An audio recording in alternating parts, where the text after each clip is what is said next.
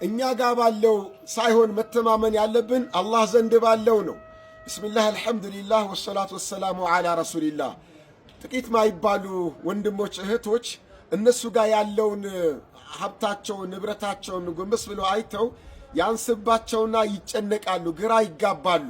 ስራ ጠፋ ብለው ይጨነቃሉ፣ ከስራ ተባረርኩ ብለው ይጨነቃሉ፣ ከሰርክ ብለው ይጨነቃሉ። ውድ ወንድሞች እህቶች፣ እኛ እኮ እየኖርን ያለነው እኛ ጋር ባለው ሀብት አይደለም፣ እኛ በሰራነው አይደለም፣ አላህ ዘንድ ባለው በእዝነቱ በጸጋው በበረከቱ ነው እየኖርን ያለነው።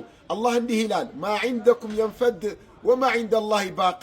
እናንተ ዘንድ ያለው ማንኛውም ነገር ቢሆን ምንም ያህል የበዛ ቢሆን ያልቃል፣ ይጠፋል፣ ይሄዳል።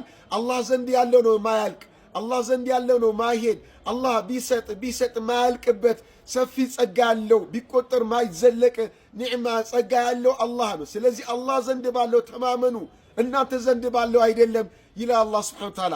ውድ ወንድሞች እህቶች፣ ደስታችን፣ እርካታችን፣ ምኞታችን ሁሉ የሚሳካውና እውን የሚሆነው አላህ ዘንድ ባለው ጸጋ ስንተማመን እንጂ እኛ ዘንድ ባለው ነገር ስንተማመን አይደለም።